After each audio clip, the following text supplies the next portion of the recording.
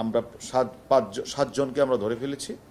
ধরে ফেলার পরে এখন তারা স্বীকার করেছে তাদের মূল হুতা হচ্ছে অসীম, অর্থাৎ অসীমেই তারা সে প্রশ্নটা কালেকশন করে।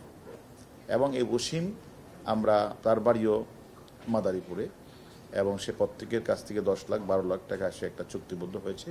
আমরা বাকি সবাইকে ধরলেও অসীমকে আমরা ধরতে পারি নাই। এবং আমরা মনে করি যে অসীম গাইন এই চক্রটি এর আগেও প্রশ্নপত্র ফাঁস করেছে, এবং অল্প দিনে সে এই অসীম গাইন কয়েকশো কোটি টাকার ইনকামও সে করেছে, এবং তার বাড়িতে অনেক বিলাসবহুল বাড়িও রয়েছে। এছাড়া এই অসীম গাইন আদম ব্যবসা, হন্ডি ব্যবসা, ডিস কেবল নেটওয়ার্কেরও জড়িত, এবং এলাকায়ও তার একটা রাজনৈতিক প্রভাব রয়েছে।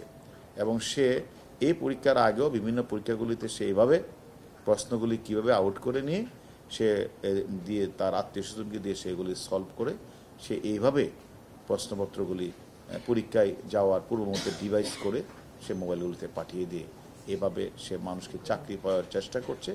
আর সে লক্ষ লক্ষ টাকা, কোটি কোটি টাকা সে হাতিয়ে নিচ্ছে। এর সাথে আরও যারা যারা জড়িত, যারা প্রশ্নটার সমাধান করেছে তারাও যেমন স্বীকার করেছে, আর যারা প্রশ্নটা পেয়ে পরীক্ষা হলে গিয়ে পরীক্ষা দিয়ে পাস করেছে তারাও স্বীকার করেছে।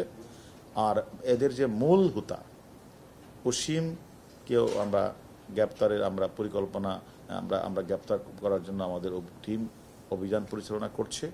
আমি মনে করি এই সংক্রান্তে যারা যারা প্রশ্নপত্র পেয়েছে তাদেরও ছাড় দেব না। আর যারা যারা এই প্রশ্নপত্রটা কোথা থেকে নিয়ে আসলেন, কার কাছ থেকে নিয়ে আসলেন, সেটাও আমরা খুঁজে বের করার চেষ্টা করছি।